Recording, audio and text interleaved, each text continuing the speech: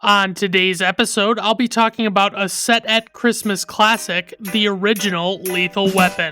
If you're looking for a man with no plans or programs, and he always needs a chance to hold hands for romance, or you're looking for the loot with an old man or cold hands,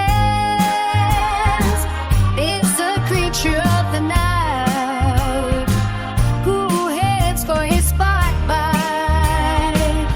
I'm here to welcome you to Blended and Random Reviews. No method when I choose. It's Blended and Random Reviews.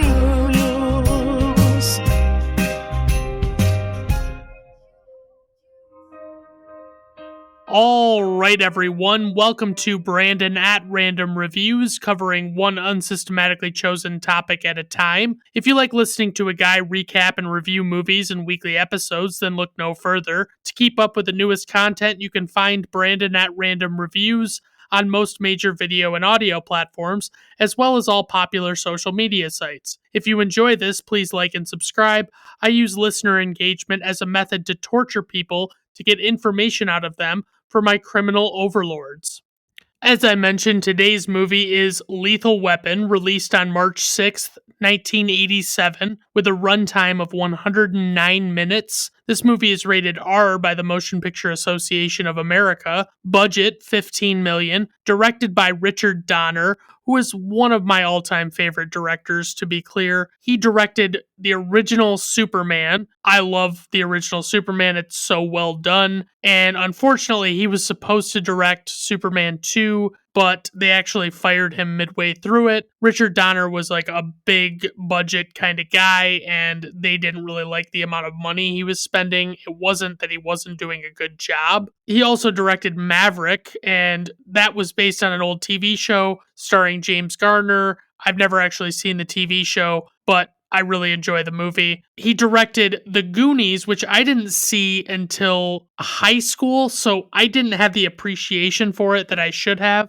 I just didn't really realize it was a movie that existed. And so I saw it at a friend's house when I was in like 9th grade or something, but it was still pretty amusing, and I do have a pretty good appreciation for it still, even though it's more geared towards children. For the writers, we have Shane Black and Jeffrey Boehm. They wrote The Last Boy Scout, which stars Bruce Willis and Damon Wayans. I enjoy that movie, but it's not like super great. It's pretty good, but by the standards of this era, it doesn't get talked about as being that great for good reason. They wrote Last Action Hero, not The Last Action Hero. I apologize. That stars Arnold Schwarzenegger. That's a very meta movie, and because it's so meta and referential to Arnold Schwarzenegger or a guy that's like Arnold Schwarzenegger, it doesn't really resonate as much as a great action movie. It's more of a comedy. And they also wrote my favorite of these three selections, The Nice Guys, with Ryan Gosling and Russell Crowe. Really enjoy that movie. It's really funny. Ryan Gosling really showed his comedy chops in it. I really had a good time with that movie, and I need to go back and probably cover it for this podcast. For the composer, we have Michael Kamen, who also did Die Hard. There's a lot of similarity between these two scores, especially with Die Hard. He did Roadhouse with Patrick Swayze, which is a little over the top and ridiculous, but it's still a good movie to me. And he did Robin Hood, Prince of Thieves with Kevin Costner, and I don't really care for that movie in particular, but I just think it's not that great. It's not very well done. I get what they were going for, but it's a little much. Eric Clapton does he does the guitar scoring for this movie. He was like a special guest composer. For the cast, we have Mel Gibson, who plays Martin Riggs, and I will be referring to him as Riggs throughout this episode. Martin is just not something he gets called. Like, he is of the two main lead characters, he is the one that I forget his first name the most. He was in Mad Max, the first one, and that one was pretty solid. It was not like a great action movie by today's standards or even by like late 80s and 90s standards where they were really upping the ante with action movies. It's just okay. I don't know that I ever need to rewatch it. But he was in The Road Warrior, which has since been rebranded as Mad Max 2 The Road Warrior so that people know it's part of the Mad Max series. And I enjoy that movie quite a bit. It's very good. I'll probably eventually cover it on this podcast. It's easily the best of the three that Mel Gibson was in, to me at least, and I think a lot of people would probably agree with that. And he was in Mad Max Beyond Thunderdome. That movie was pretty solid, actually, but it was just, I don't know, it wasn't as good as the second one. It was probably better than the first one. I don't know if that's a hot take or something. And he was in Braveheart, which won Best Picture, and although it's deeply historically inaccurate, it's still a really good movie. And he was in Ransom, which I need to go back. I don't know that I ever actually watched Ransom from beginning to end, but it does have a really intense and interesting premise, and so I really do want to go back and rewatch it.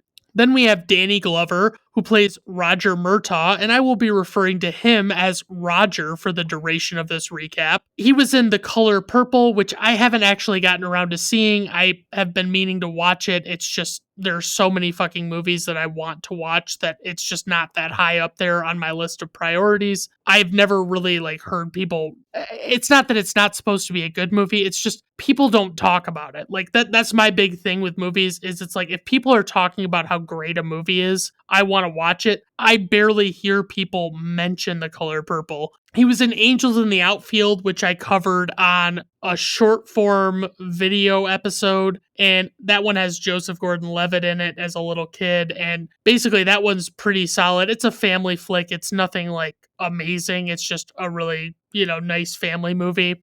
And he was also in the first Saw movie. I believe he was a detective in that movie. And the first Saw is pretty solid, actually. I mean, there's some stuff in it that's it kind of leaves you scratching your head after the fact because it's kind of oh, why didn't they do this? Or why didn't they grab the cell phone with the hacksaw? Or, whatever. And it's just kind of it's still a good movie. It's really well done and I really like it. Then we have Gary Busey, who plays Joshua, or Mr. Joshua, if you will. He was in the Buddy Holly story as Buddy Holly. When I was little, I only knew him from Lethal Weapon, so I didn't know he played Buddy Holly, but that was shocking to me that he was cast as Buddy Holly because I so think of him as this enraged psychopath that it didn't seem like it was a fitting casting choice. But it actually is. I've seen the movie and it's pretty solid. It's not really that great either. He was in Point Break, recently covered on this podcast, actually, the original with Keanu Reeves, and he's pretty good in it. He's a much lighter hearted guy than he is in this movie, but I really enjoy that first Point Break. And he was in Under Siege with Steven Seagal. I can't even remember who he was in that movie because I remember it always surprises me that Tommy Lee Jones is in that movie. I always forget that too, and it's just because Steven Seagal is so god-awful, I don't know anything nice to say about him. Then last but not least on this list, I didn't have many noteworthy actors, but Mitchell Ryan plays the General, and he was in a movie called Grosse Pointe Blank with John Cusack and Minnie Driver, I believe.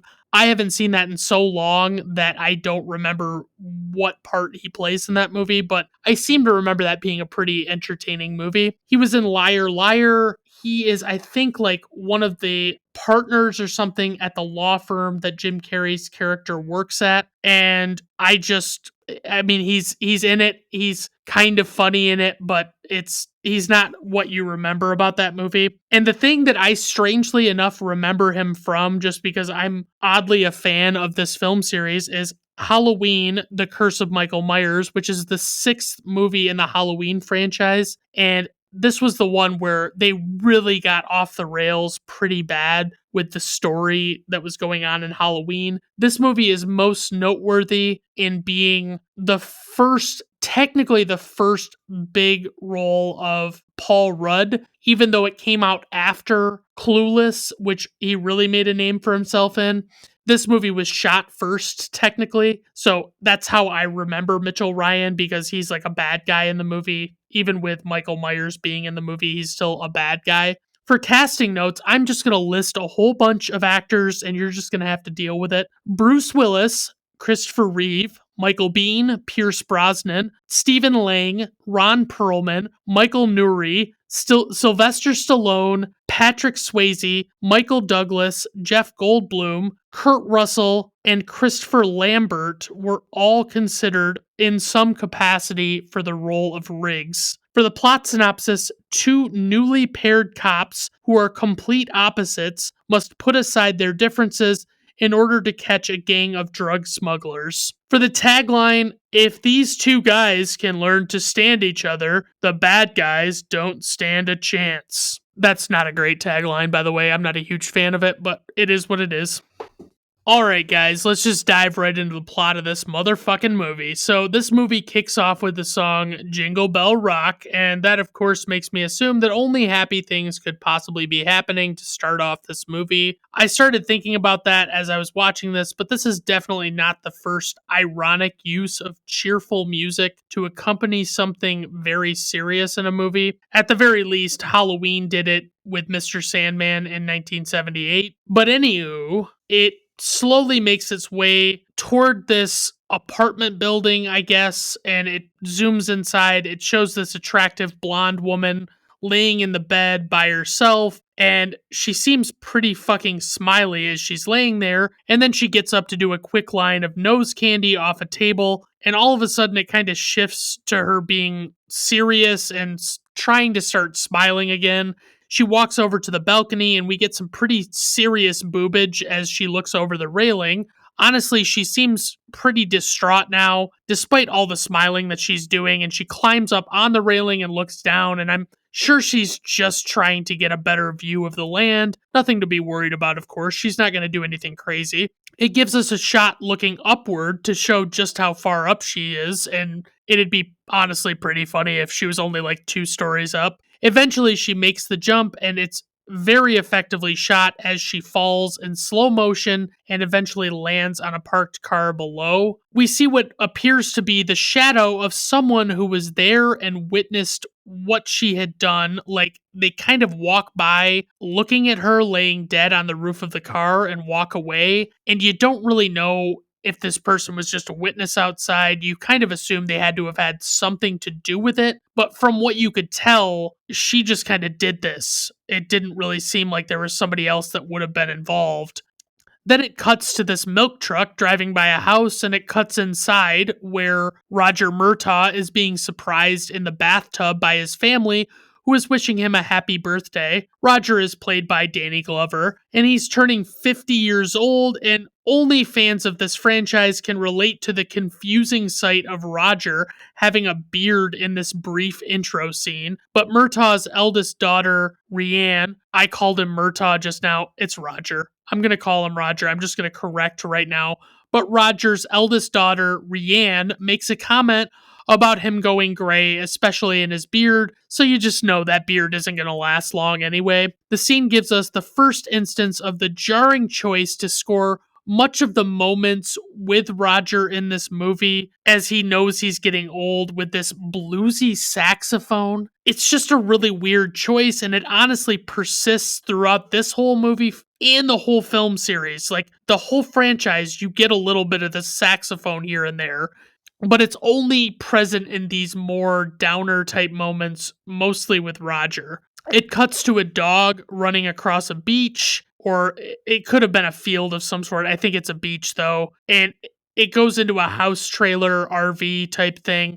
Inside the trailer is Martin Riggs, as played by Mel Gibson. Riggs has an iconic mullet in these first 3 films of the series. He's completely naked in this scene, and he gets out of bed to grab a beer and go to the bathroom. Riggs doesn't appear to be in the best spirits, but it's not clear if it only seems that way because he's just waking up, and some people don't wake up super cheerful. It cuts back to the Murtaugh household where Roger has gotten dressed and he's coming downstairs and is talking to his wife, Trish. It's reiterated that Roger is 50 years old now after Trish tells him about some guy he knew who has been trying to get a hold of him that he hasn't heard from in like 12 years. This man is named Michael Hunsaker. Roger claims that he's a Vietnam buddy when Trish mentions that he's never spoken of him before. And as he goes to head out the door for work, he sees his eldest daughter Rianne again, and she mentions that she's wearing her New Year's Eve dress. Roger is clearly very stressed out at the prospect of getting old,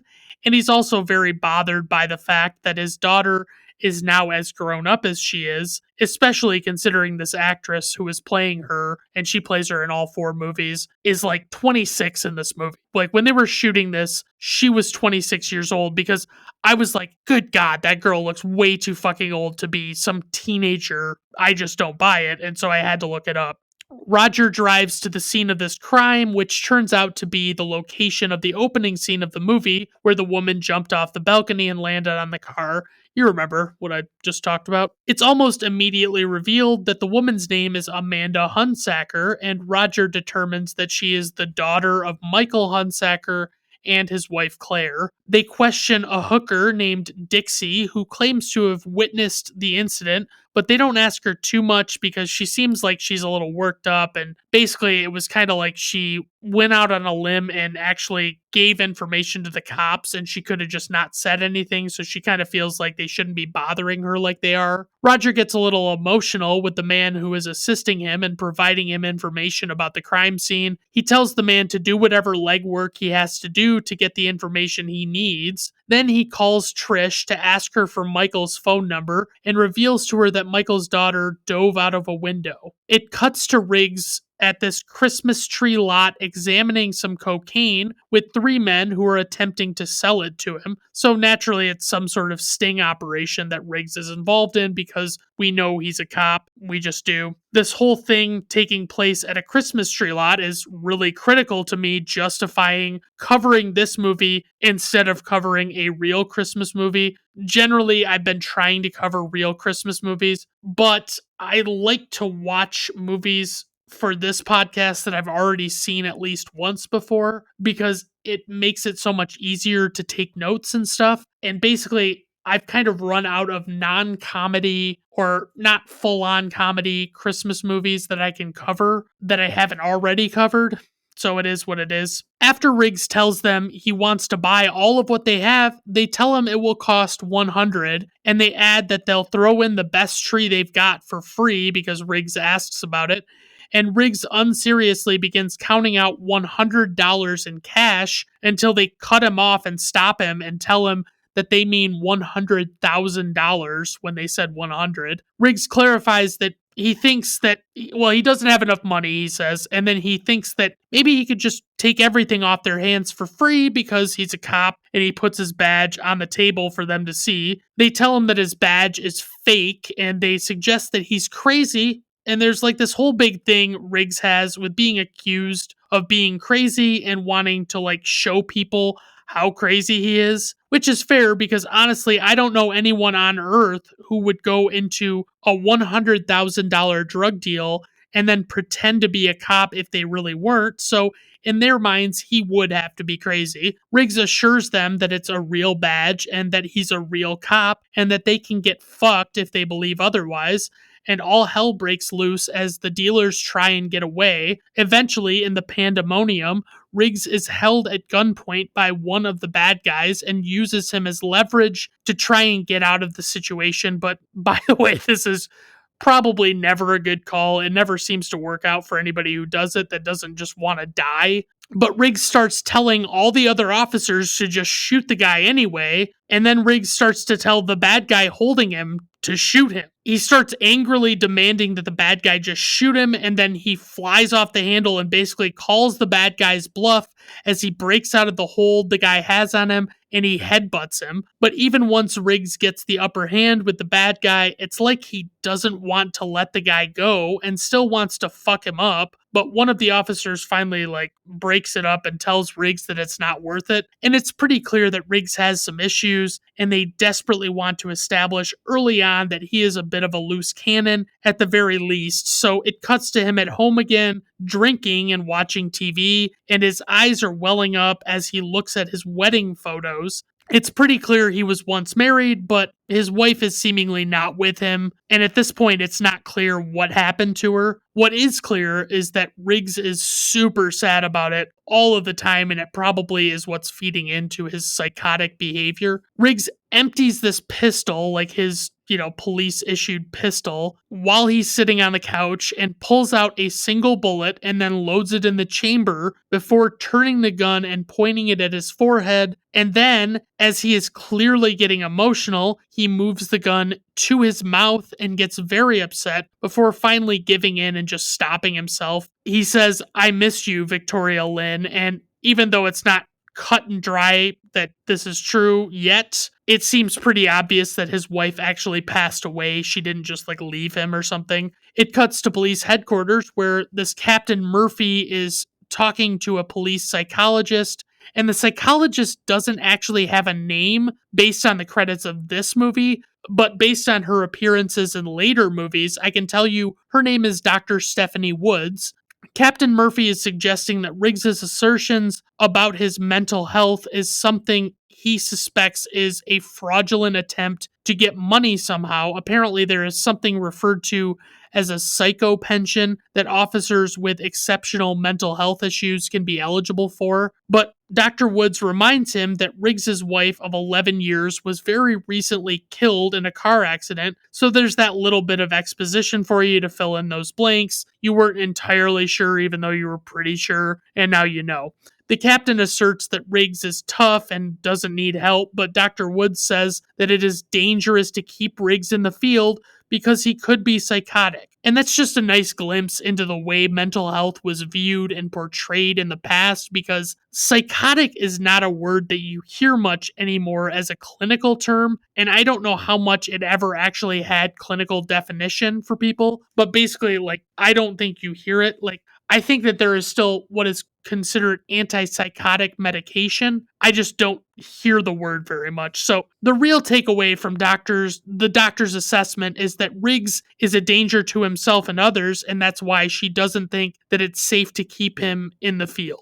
Captain Murphy very callously asserts that because the doctor cannot be absolutely certain of her diagnosis, he will just wait and see if Riggs kills himself, and then he'll admit that he was wrong about the whole thing if that time actually comes. It cuts to some guy talking to Roger in his office who is explaining that Roger is behind the times and that men of the 80s are more sensitive because the guy claims he cried in bed last night because he was alone, and then he walks away like it's nothing, and I feel like that was kind of like a throwaway moment in this movie, but it is what it is. A man named Boyette stops to share some information about the Hunsaker case with Roger.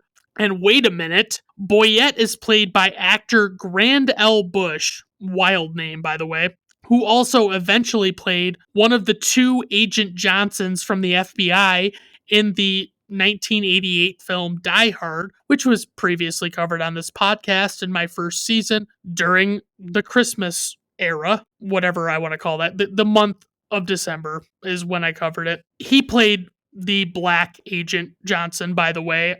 I could have been really dodgy about saying that and just said he was the one with the mustache, but let's get real. It is what it is. So Roger gets kind of distracted as Boyette is talking, but Boyette mentions something about the drugs in Amanda Hunsaker's system, and Roger kind of mocks him because they found pills all over her apartment after she died, so it kind of seems like an obvious thought that she would have had something like that in her system, and it's not really even worth mentioning. He refers to the medication as barbiturates, which are a class of central nervous system depressants that can cause sedation, relieve anxiety, and treat seizures, but they have a high potential for misuse and overdose. Their effects range from mild to profound, including impaired judgment, coordination, and memory issues, while overdose can lead to fatal respiratory depression. That was all from the AI results on Google. So it probably seemed natural that even though if she'd been prescribed these, their known side effects would have easily explained the reason for Amanda's suicide. But Boyette clarifies that the capsules had been laced with a lot of drain cleaner, so she would have died pretty quickly if she hadn't taken her own life first the way she did. Roger is looking out across the office and is clearly watching Riggs, who is just sitting across the way, and he's watching him carefully because he is in plain clothes and Roger clearly doesn't know who he is. Boyette reveals two key pieces of information. First, he says, based on forensic evidence from Amanda's bed, they know that there was someone with her the night she died. The other key piece of information that Boyette reveals is that Roger will be breaking in a new partner on the case. Then suddenly, as Riggs is casually pulling out his pistol, Roger is still watching him, not realizing that he's a cop, and he yells out, "Gun!" Riggs looks around in confusion for a moment, and Roger runs up to attempt to disarm him, and Riggs just throws him to the ground and points the gun at him. Boyette walks over and reveals to Roger that the man he thought was a criminal brandishing a firearm in the middle of a police station is his new partner, Martin Riggs. Roger, of course, says the classic line, "I'm too old for this shit," as he lays on the ground, realizing what has really happened. Roger walks with Riggs outside in the parking garage and kind of discusses what he knows about Riggs. He knows about the whole drug bust that recently happened at the Christmas tree lot and compliments Riggs's heroism. He makes some dick comment to Riggs about the war being over, and he mentions that Riggs carries a very dangerous firearm with him, and Riggs offers it to him to have a look at it. When Roger mentions that he still has a 6-shooter instead of a more modern style pistol, Riggs makes the comment that a lot of older guys still carry that kind of gun. Roger also mentions that he heard Riggs is into a bunch of martial arts type things, and he says the line to Riggs, "I guess we should..." I don't want to fuck this up. "I guess we're going to have to register you as a lethal weapon." And of course, as he said it, I announced out loud, "Hey, that's the name of the movie." But Riggs legitimately just says, "Hey, let's cut the shit. We both know why I was transferred. It's because they think I'm suicidal, or they think I'm faking it just to draw a psycho pension. But either way, I'm fucked and nobody wants to work with me." Roger straight up tells him that he doesn't want to work with him either, but he has no choice in the matter. As they both get in the car, Roger says that God hates him and that's what the problem is. Then Riggs just says, "Hate him back. That works for me." And oh shit, we get the scene where we meet Joshua, who is played by the one and only Gary Busey. This guy, Mr. Mendez, is being brought into some kind of club, and Joshua makes sure that he gets checked out at the door. A guy known simply as the General, who is played by Mitchell Ryan, is inside watching musical acts rehearse for the club. Joshua brings Mr. Mendez over to the General, and Mr. Mendez makes it clear that he doesn't like Joshua and thinks he's a psycho, but the General isn't a big fan of Mr. Mendez either. Mendez accuses him of using mercenaries, and the General doesn't deny this, and he says that his people are loyal to him. In order to prove it, the General borrows Mendez's lighter and has Joshua hold out his arm, and then the General holds the lit lighter underneath Joshua's forearm, and Joshua doesn't flinch or really even react to it.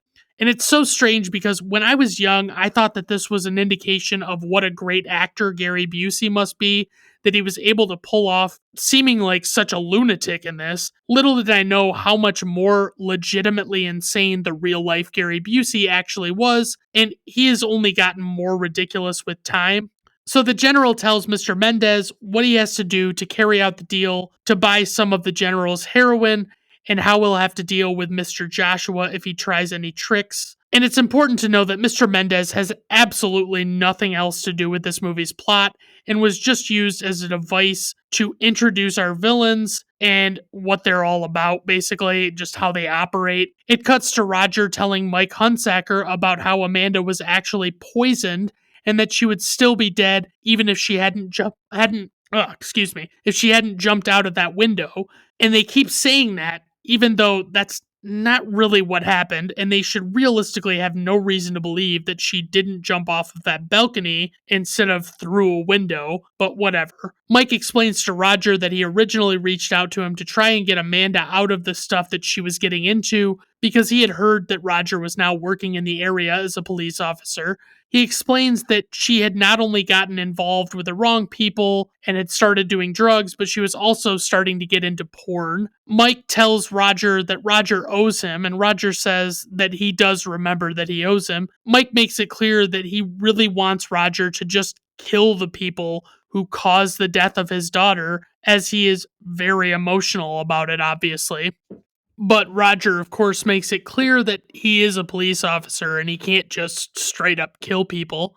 Riggs is inside the office with Roger, but he wasn't involved in the conversation with Mike, but he could clearly overhear everything as he was talking to Mike. Roger and Riggs head outside, and Roger explains that he owes Mike because Mike took a bayonet in the lung for Roger while they were in the war together, and I'm sure they're still commonly used in modern warfare, but every time I hear bayonet, I just picture like Civil War or Revolutionary War era weapons. As the two of them get in the car, a call comes over the police radio, and they take it and head in the direction of the situation in progress. They pull up to a chaotic situation where the police are taping off the area in front of a building, and a man is standing on a ledge several stories up near the top of the building. An officer at the scene explains to them that they don't know how serious the guy is, but obviously he could be serious, so they're taking all of the normal precautions. Riggs volunteers to go up to talk to the guy and claims that he is qualified to talk to a jumper, so he heads upstairs. No one really questions him about his qualification at all. When he gets there, Riggs kind of addresses the officer that's like standing guard, and he walks over and begins talking to the guy who is very much on edge. Ha ha ha, get it? On edge. Anyway, and I guess we'll say overexcited or something. I think the word is frantic that I'm looking for, but he's just really worked up, I guess. Riggs tries to ask him why he's doing this, and the guy tells him it's none of his business, and Riggs says that that's fair enough and that he's just going to come out onto the ledge with the guy. Of course, the guy doesn't like this idea either, and really freaks the fuck out about Riggs climbing over. So I want to make sure I'm adequately painting a picture of what's going on here, because this guy is not just standing on the roof of this building. He is standing on a ledge that is near the roof, and it seems pretty clear that he had to get here by way of the roof. But I just want to make sure everybody knew that he wasn't just standing on a standard building roof with a small wall between him and a quick jump off. He is legitimately standing on a ledge and could fall even accidentally if he wasn't really careful. Roger watches from below, but obviously he has no fucking idea what's going on or what they're saying. He can only see what they're doing. Riggs tries to tell the guy that he's not the first person to think of doing this, especially not during the silly season. But of course, I was able to use context clues to ascertain that that means the Christmas season, because as I mentioned, this is essentially a Christmas movie in almost every way for my purposes. Riggs keeps trying to get closer to the guy, but the guy is freaking out more by the second every time Riggs tries to do anything and tells him to get away. The guy clarifies that he's not a murderer, and the only person he's trying to hurt is himself, and Riggs agrees with him. Riggs tells him that his boss is down there, and he's got to at least make it look like he's trying to save this guy. Riggs fires up a cigarette and offers one to the guy, but as Riggs goes to light his own, light the guy's cigarette for him, he just throws a handcuff on the guy's wrist, and the other handcuff is attached to his own wrist. And honestly, I don't really know how Riggs was able to accomplish this without the guy ever noticing, but it is what it is. It's a movie. Riggs tells him that now he can jump, but he'll have to take Riggs with him, and that will make him a murderer. As he tries to convince the guy to just climb back onto the roof with him, the guy says that he wants to jump, and Riggs really gets in his face and asks him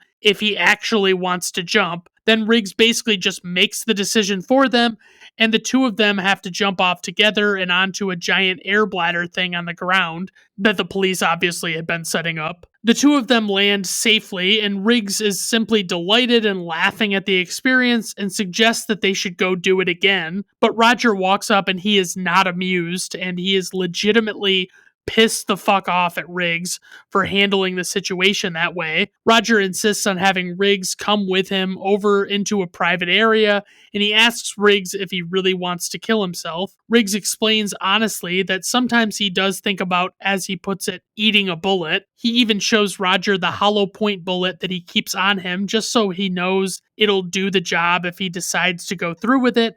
And then Roger decides very recklessly that he wants to try and call Riggs's bluff. So he goes to give Riggs his revolver, and Riggs holds it to the side of his head, and Roger intensely tells him to put it under his chin so it'll really do the job right. And then Riggs begins pulling the trigger slowly, and you can see the cylinder moving as he does it. And it's in this moment that Roger realizes Riggs really is crazy, and he's not just trying to draw a psycho pension fraudulently. And Riggs just says that he's hungry and wants to go get food, and he just storms off, leaving Roger reeling for what just happened. It cuts to Roger standing near the freeway using a bag phone to call Dr. Adams to confirm that he should really worry about Riggs and his well-being, and that he's not faking it. And for those of you that don't know what a bag phone is, it was a very early version of the cell phone. It had what looked like a much more high-tech landline phone with a bunch of buttons on the back instead of underneath it, like on a normal landline phone, and it had a spiral cord attached to it like a landline phone. The actual telecommunication components of the cell phone were in the bag itself, I believe. That it basically looked like a modern laptop bag, but had it was like maybe a little smaller than that.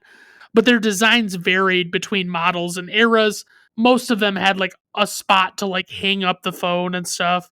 My mom had one in the early 90s, but I barely remember it, and she didn't have it for very long, I don't think. Roger gets off the phone call with the doctor, and he is very on edge as he drives around with Riggs. Basically, the doctor just explained to him that, like, no, you should be worried about what Riggs is, doing and his well-being and all that stuff. So Riggs kind of gets to joking with Roger a little bit and seems to get him to loosen up a little, and Roger reveals that they're headed to Beverly Hills because they got an address on Amanda's meal ticket, but the person they are actually going to see is not technically a suspect yet. Sorry, to be clear, by meal ticket in this context, he means that this was a person she was potentially seeing, maybe romantically, and was her regular source of income, basically. Roger still dickishly explains to Riggs that Roger will be doing all the talking and that they are not there to rough this guy up. As they open up as they pull up to the mansion, the gate opens for them, and a woman tells them to go inside and make themselves at home, and even wishes them a Merry Christmas, which I think is very nice. So naturally, it seems like this is going to be a pretty uneventful visit to this mansion,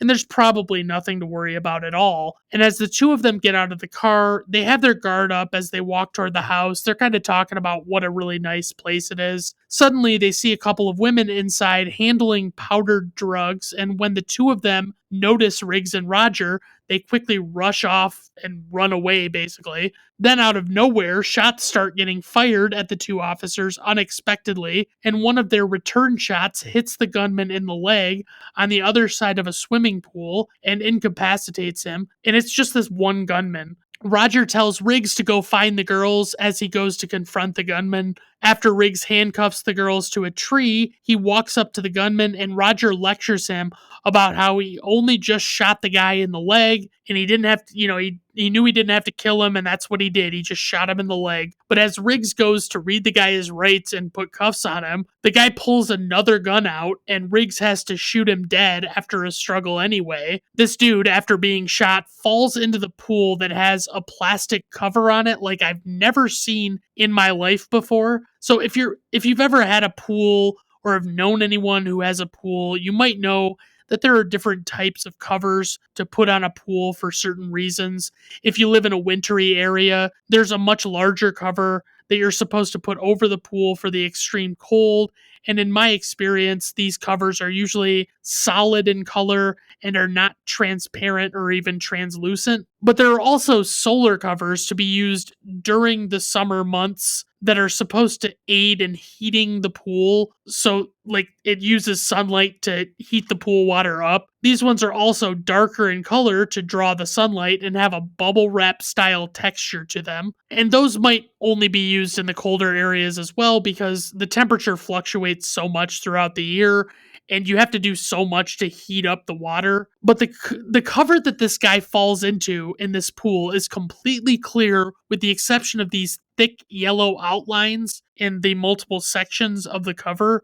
And I guess my confusion with it is not only that I've never seen one like it, but I'm not really sure what the purpose of this cover is.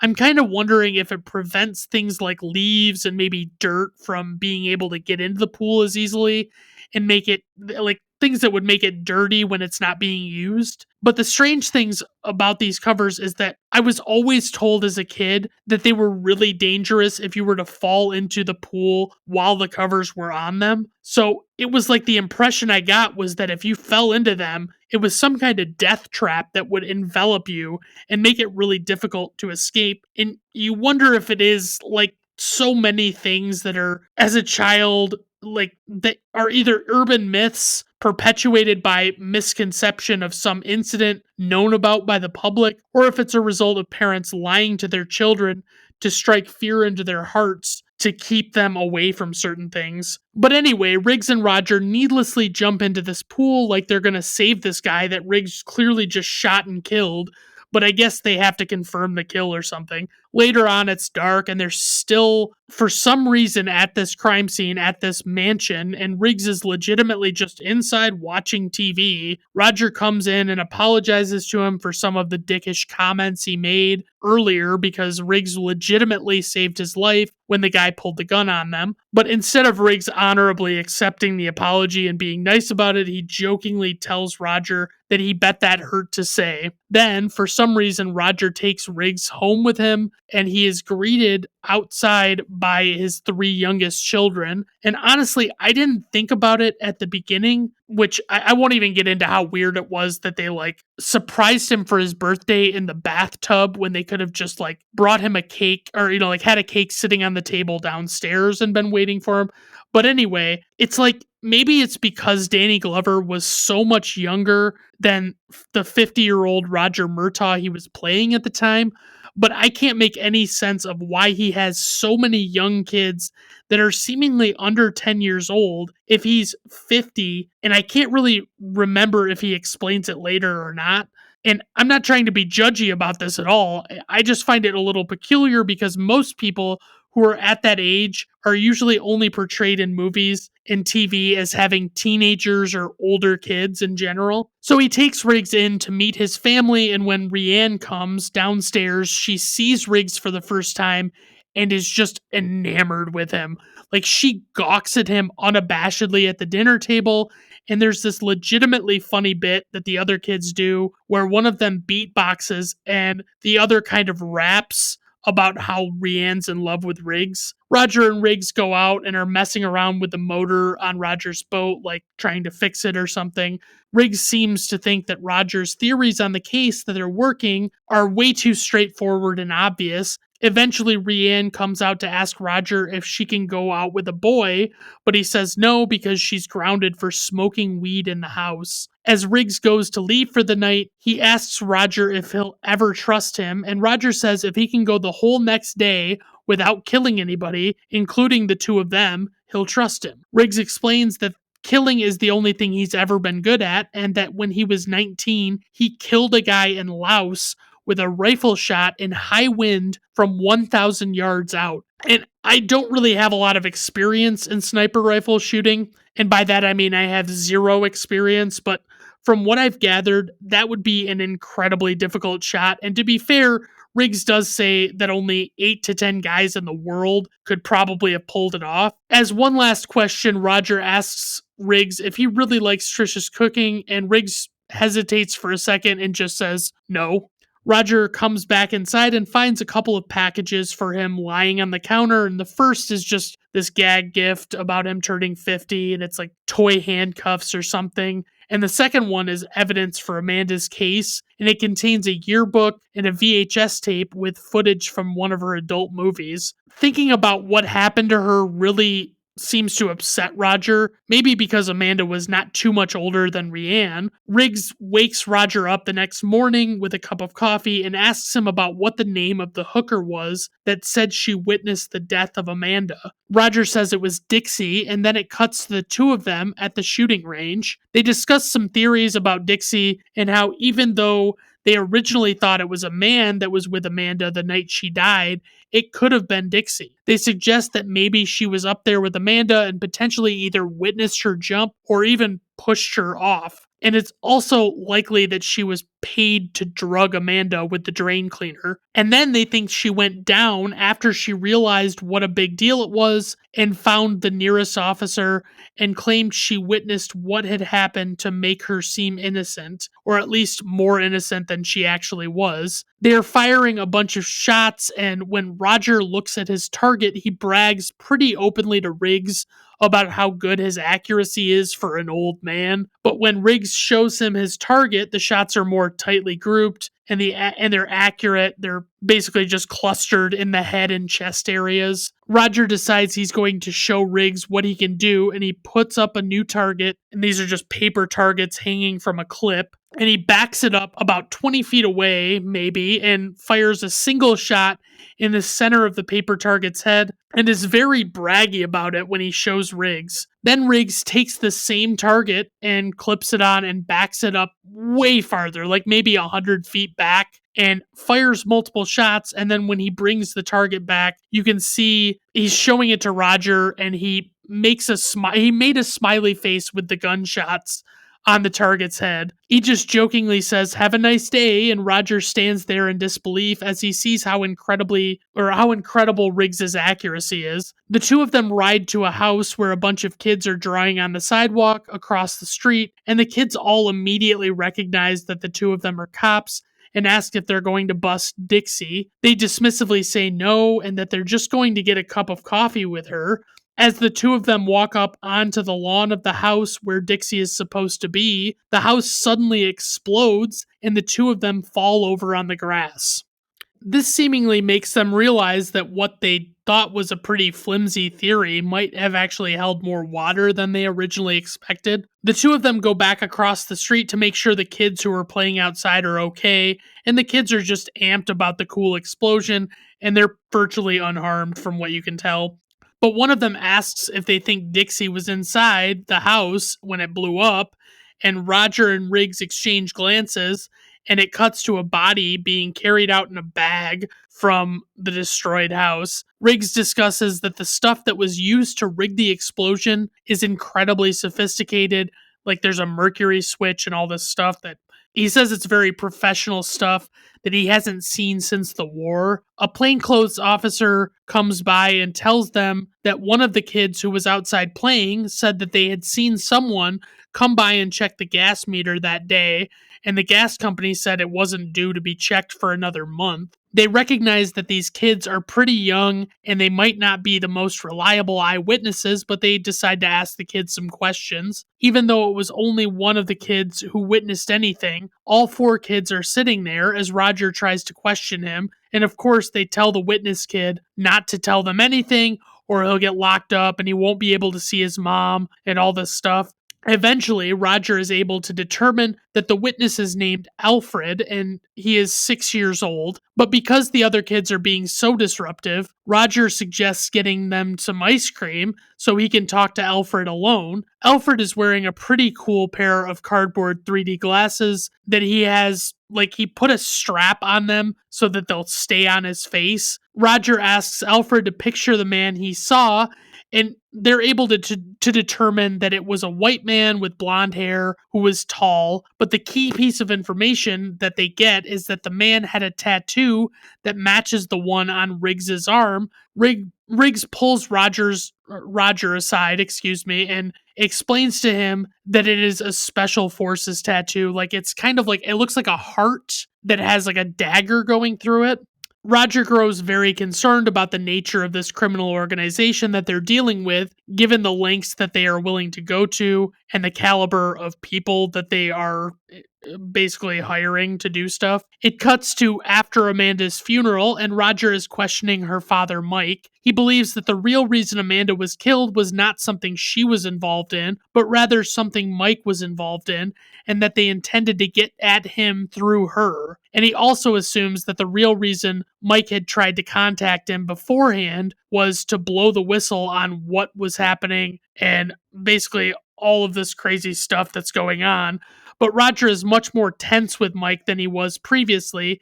And when Mike just goes to grab something from his inside jacket pocket, Roger stops him and tells him not to do that because obviously he doesn't know what Mike might be doing, even though it does seem like Mike wouldn't have reached out to him if he was just going to kill him. Mike explains that he's concerned because he has another daughter that he doesn't want to lose. And then he goes on to say that Roger doesn't know the type of people that they're talking about. And so he fills him in on the fact that it goes back as far as the war and basically just dumps all of this exposition about this criminal organization and how they started. So he says that he was working with a front for the CIA, which is a group called Air America that was running out of Laos before they were mercenaries. And I'm sorry, to clarify, these guys were mercenaries.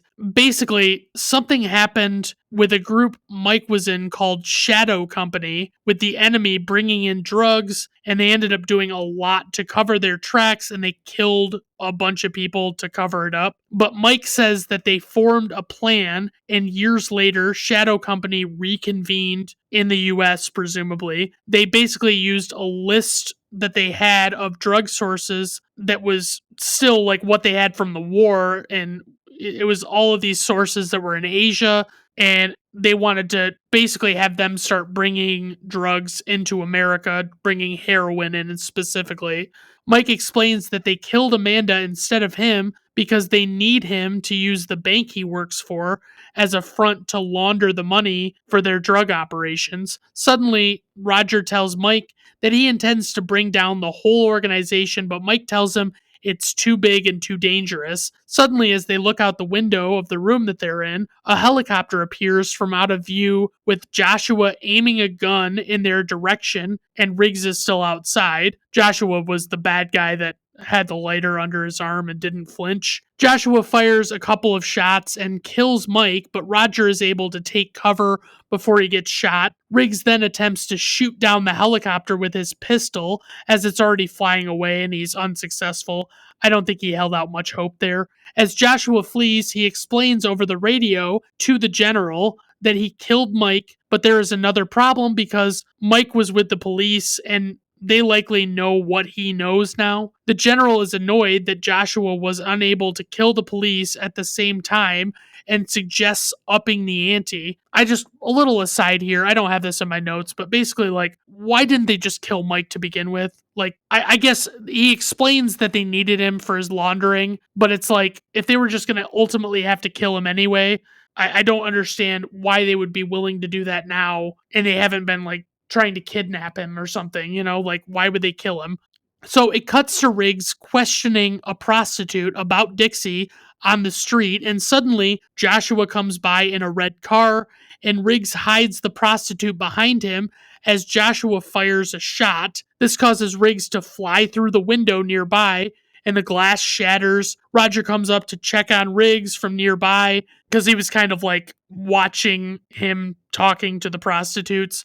And he notices that Riggs was wearing a bulletproof vest, so he's basically unhurt. Riggs declares to Roger that he is pissed off now and that he recognized the guy as the same guy who killed Mike, but they know it will work to their advantage that the bad guys might actually think that Riggs is dead now. Suddenly, a call comes from over the radio asking specifically for Riggs and Roger to follow up on something because it's close to Roger's house. When Roger jokingly suggests that someone involved might have looked like the boy Rihanna is going out with, the dispatcher says that he is right, and Roger panics because he knows that means the bad guys might be heading for his house. The two of them rush back to Roger's house and find a note indicating that the bad guys kidnapped Rianne. A call comes through at their house, and it's Joshua, and he tells Roger he has his daughter and to stay near the phone for when they call back with details on a meeting location. It cuts to police headquarters where Joshua calls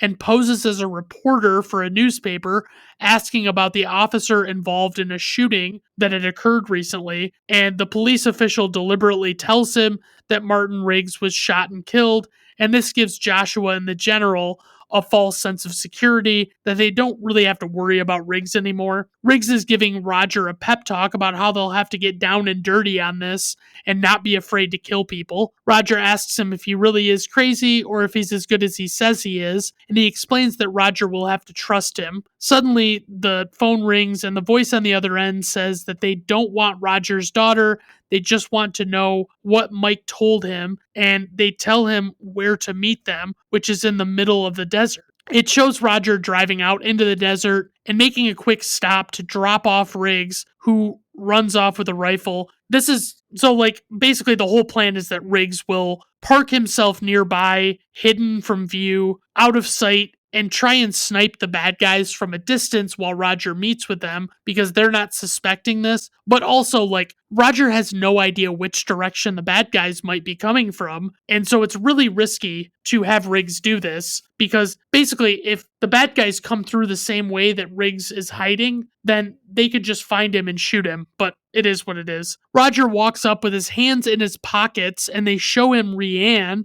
and they tell him like that they will take him with them and then let her go later, but Roger wants them to let her go now, of course. And so it's like there are multiple cars, there are multiple bad guys, and there's a helicopter, and they have Rianne. They tell him to take his hands out of his pockets, and he does, and reveals that one hand has a grenade in it, and he tells them that he will kill all of them. He'll take them all out if that's what he has to do. And honestly, I don't really know that much about grenades, but you would probably have to get all of these guys really fucking close together to be able to definitively kill all of them with one single grenade. But one of them shoots him in the shoulder and he drops the grenade. And when the grenade goes off, it's only a smoke grenade. So Riggs had been waiting for Roger to get out of his way so he could start shooting people. And the grenade was planned to be used as perfect cover. And Joshua immediately knows that Riggs must still be alive. And, you know, it's just like he sees the shots coming and he knows it's this sniper. And he's like, well, this could only be Riggs because he kind of knows what Riggs is, what his past is like. Suddenly, Riggs picks off two of the men who are next to Rianne, and Roger yells at her to get in the limousine. So she does, and then she struggles to drive away. Then as Riggs takes aim at Joshua, who in my opinion would be way too smart to stand there like an idiot when he clearly knows that Riggs is actively firing shots at them. But just as he goes to fire the shot at Joshua, the general holds a gun up to him and makes him stop shooting. When Joshua gets the word that Riggs has been captured, he orders that they go retrieve Rianne. And it's this really weird, awkward scene where, like, she's trying to drive away in the limousine and basically just gets a flat tire, and this helicopter is, like, bearing down on her, and they finally just, like, stop and go grab her. Riggs is being escorted back to the group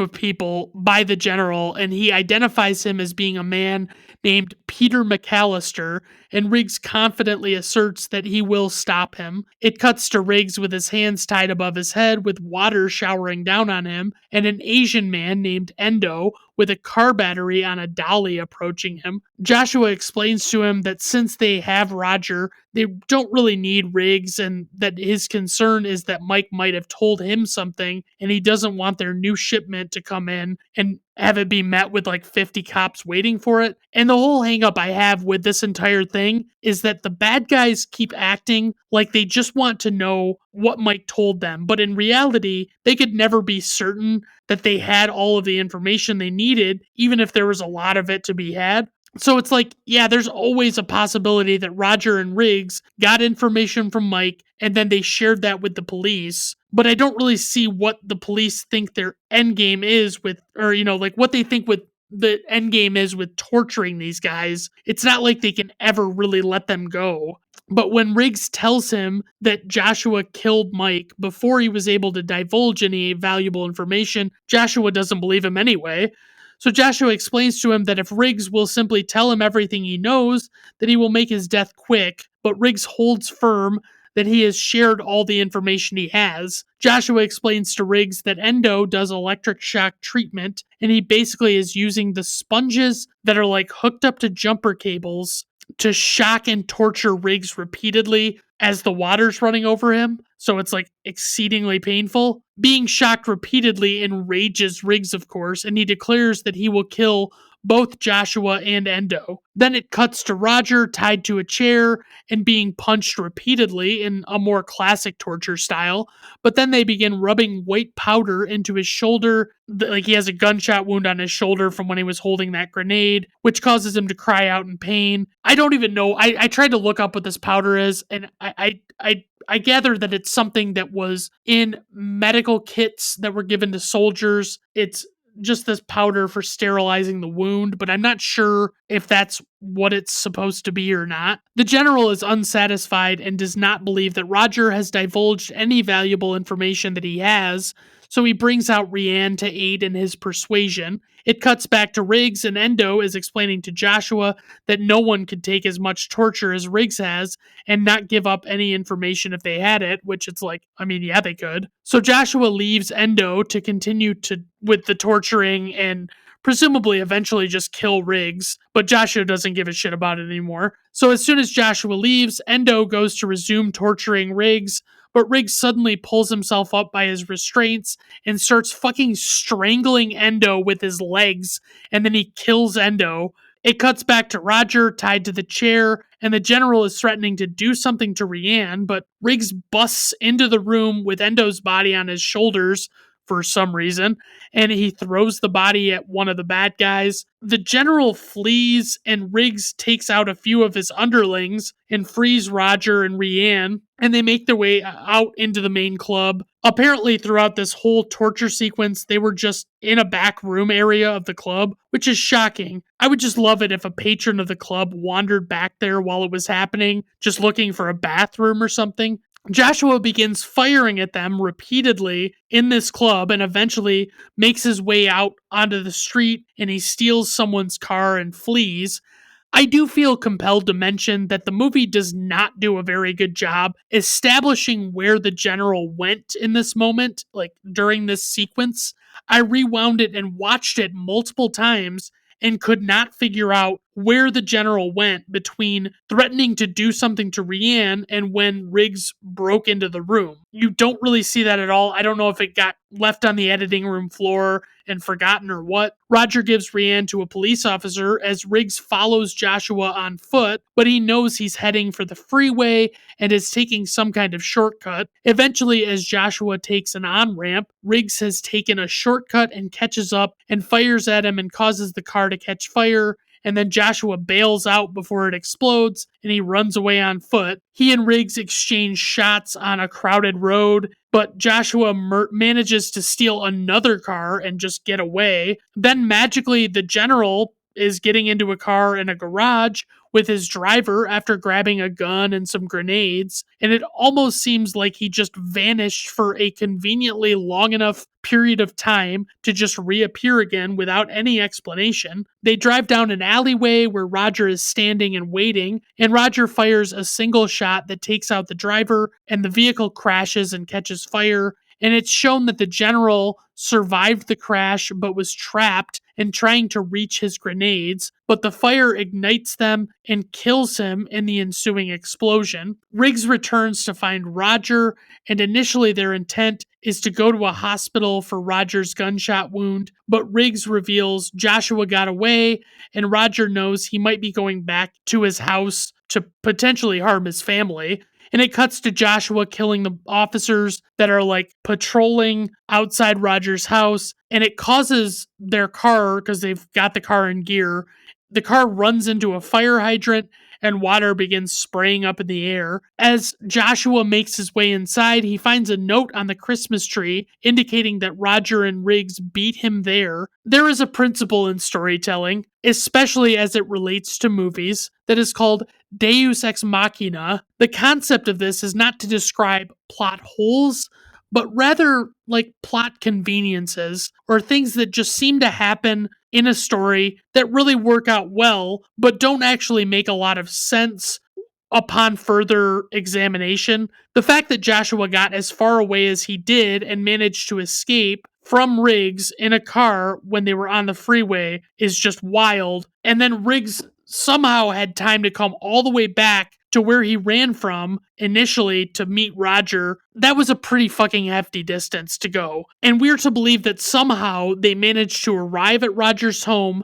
this quickly and get there before Joshua. Like, obviously, they probably could have found a phone and called to warn the Murtaughs that Joshua was coming and tell them to leave the house. But no, it's legitimately established that they are already at the house when Joshua gets there because suddenly a police car crashes through the front window of the house and it seems like Roger is just going to arrest Joshua after he's like taken out by this. But instead, Riggs asks him if he would like a shot at the title, and he and Joshua begin fist fighting in the front lawn, and the water from the damaged hydrant begins raining down on them. A few times it legitimately seems like Joshua might actually win, but of course Riggs ultimately defeats him. But as officers are attempting to put cuffs on Joshua, Joshua struggles and attempts to take the officer's gun, but before he can shoot, Riggs and Roger draw their guns simultaneously and both shoot him dead at the same time. Afterwards, Riggs comes to the door of the Murtaugh house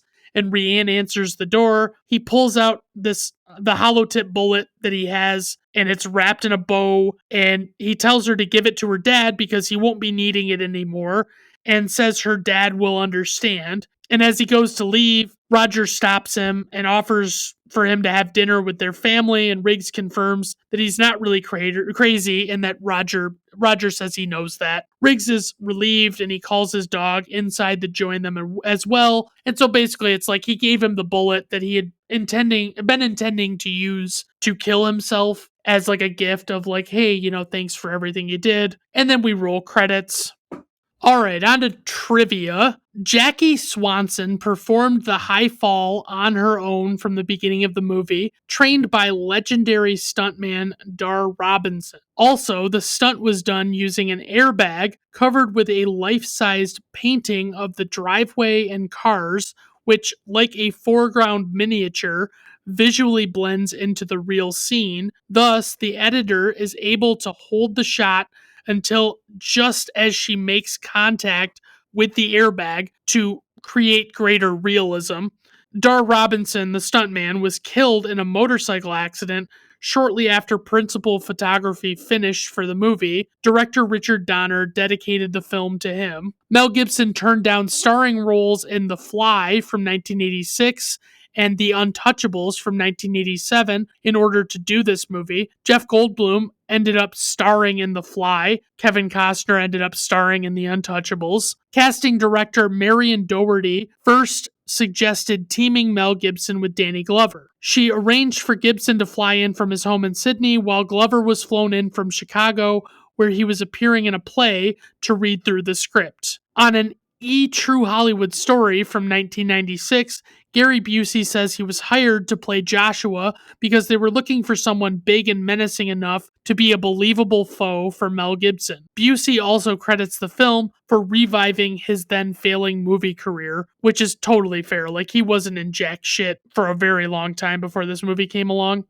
Mel Gibson and Bruce Willis were considered for each other's roles in Lethal Weapon from 1987 and Die Hard from 1988. Both movies were produced by Joel Silver with music by Michael Kamen. Willis was offered the role of Martin Riggs but turned it down, and a year later he did Die Hard from 1988. Gibson was considered to play John McClane, along with his co-stars from The Expendables 3, Harrison Ford, Sylvester Stallone, and Arnold Schwarzenegger, but they all turned it down. Coincidentally, the script for Die Hard with a Vengeance from 1995 was briefly considered to be filmed as a Lethal Weapon sequel, and I actually never knew that. An alternate opening and ending were both filmed and are available on the Lethal Weapon 4 DVD. The alternate opening featured Martin Riggs drinking alone in a bar where he is accosted by a couple of thugs who want his money. Riggs claims all of his money is in the bank and tells the thugs not to fuck with him. The thugs attack him,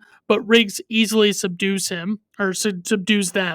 He is then allowed to take a free bottle of booze from the bar in exchange for never returning.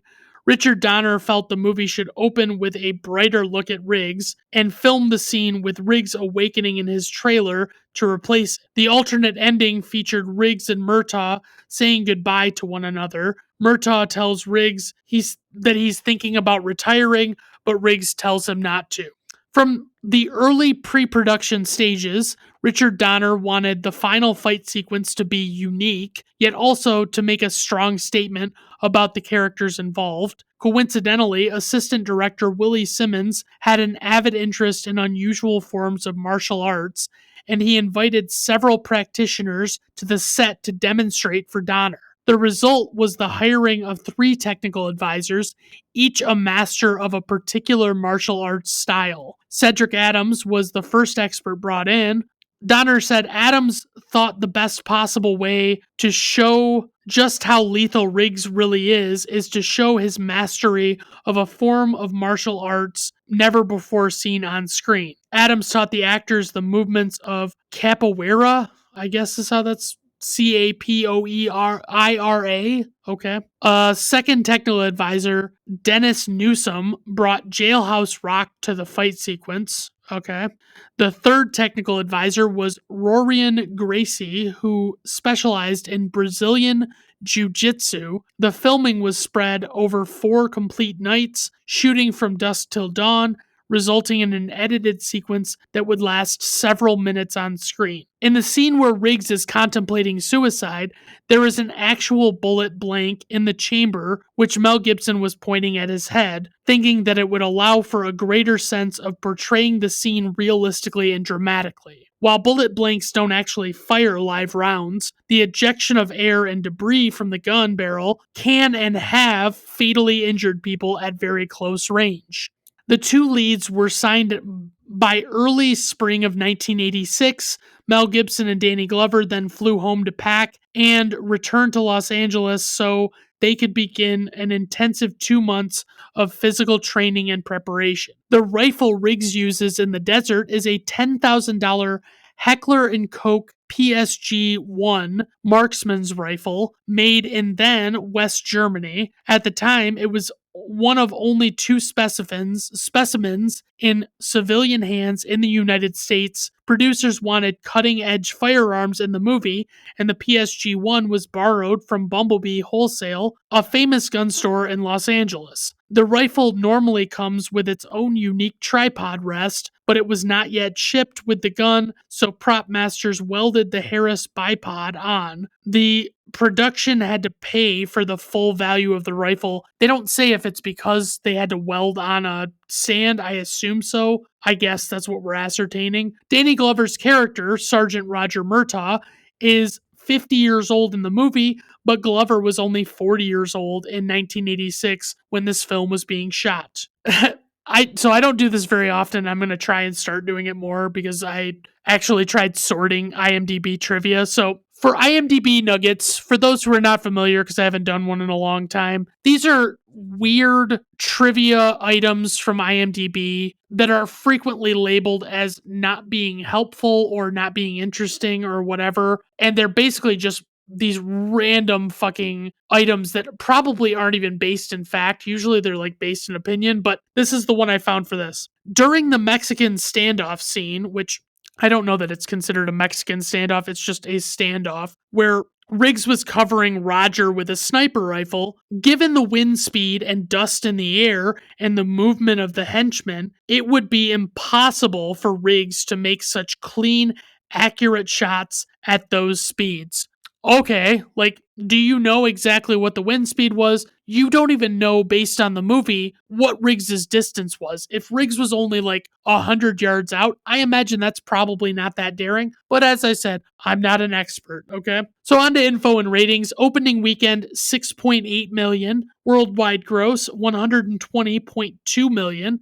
IMDb rating, 7.6. Letterboxd rating, 3.7. Rotten Tomato critic score, 81%. Rotten Tomato audience score, 86%. Personal rating, 5 out of 5 stars. Praise for this movie. Honestly, this one is an all-time great buddy cop movie, and I still love it to this day. Glover and Gibson really have a great chemistry and dynamic with each other, and I do enjoy the light humor of the movie. It's not like annoying or stupid or overdone. For criticism, honestly, I didn't want to mention it too much during the actual discussion of the movie, but the weird saxophone score makes this movie feel so much more dated and is honestly very jarring every single time I've watched it, especially the very first time. All right, everyone. Thank you for stopping by. I do appreciate it. Have a good rest of your day.